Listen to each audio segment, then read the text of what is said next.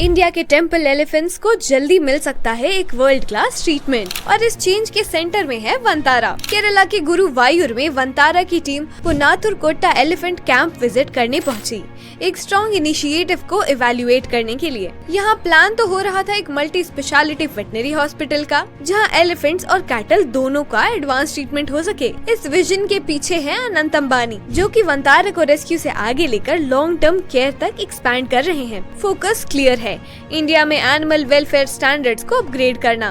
अगर ये इम्प्लीमेंट होता है तो गुरुवायूर एक स्ट्रॉन्ग बेंचमार्क बन सकता है।